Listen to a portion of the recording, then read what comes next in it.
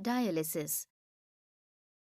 जब किसी व्यक्ति के वृक्क यानी गुर्दे सही से काम नहीं करते, तब रक्त से अपशिष्ट पदार्थों को कृत्रिम विधि द्वारा बाहर निकाला जाता है, जिसे अपोहन या डायलिसिस कहते हैं। शरीर से अपशिष्ट पदार्थ, अधिक तरल पदार्थ और इलेक्ट्रोलाइट जैसे कि सोडियम और पोटेशियम को स्वस्थ गुर्दे यानी किडनी, मूत्र यानी यूरिन के रूप में बाहर निकालते हैं। गुर्दे से जुड़ी बीमारियां होने पर गुर्दे जब ठीक से काम नहीं करते, तब शरीर में अपशिष्ट पदार्थ, जहरीले या तरल पदार्थ अधिक मात्रा में जमा होने लगते हैं। इस वजह से कई दिक्कतें होने लगती हैं, जैसे कि उच्च रक्तचाप, हृदय ठीक से काम न करना, फुफ्फुसीय शोथ, चयापचय अम्लमयता और हाइपरकैलेमिया। इन हालातों में अपोहन यानी डायलिसिस किया जाता है। पहला, अल्पकालीन गुर्दे का खराब होना यानी एक्यूट किडनी फेलियर, या फिर दूसरा, शरीर से दवाइयों या जहरीले पदार्थों को बाहर निकालना। अपोहन या डायलिसिस दो प्रकार का हो सकता है। पहला, रक्तापोहन या हीमोडायलिसिस। दूसरा, उदरावरणीय अपोहन या पेरिटोनियल डायलिसिस। रक्तापोहन यानी हीमोडायलिसिस। इस प्रक्रिया में डायलाइजर के इस्तेमाल से शरीर के बाहर मौजूद एक मशीन के द्वारा रक्त से जहरीले पदार्थों को बाहर निकाला जाता है।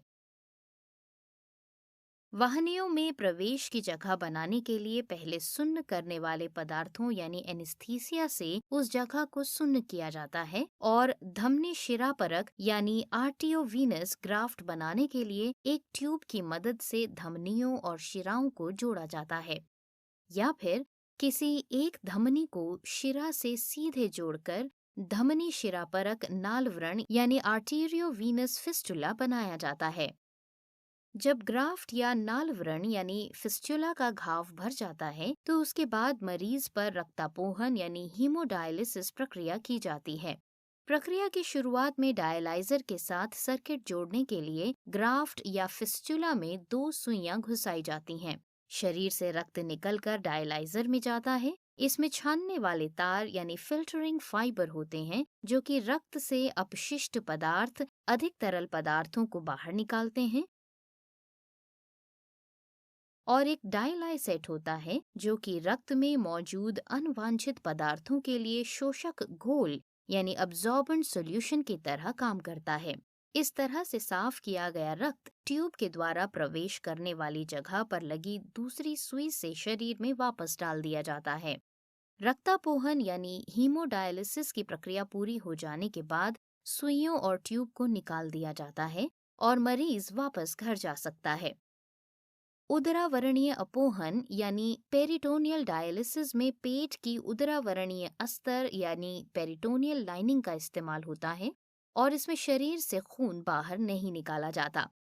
पेट के निचले हिस्से में एक नलिका यानी कैथेटर डालकर रास्ता बनाया जाता है, जिससे डायलिसेट पेट के अंदर या बाहर आ जा सकता है। उदरावरणीय अपोहन यानी पेरिटोनियल डायलिसिस के प्रत्येक सत्र को एक्सचेंज कहते हैं। चिकित्सक द्वारा तय किए गए समय के अनुसार उदर गुहा यानी एब्डोमिनल कैविटी को सबसे पहले नलिका यानी कैथेटर द्वारा डायलिसेट से भर दिया जाता है।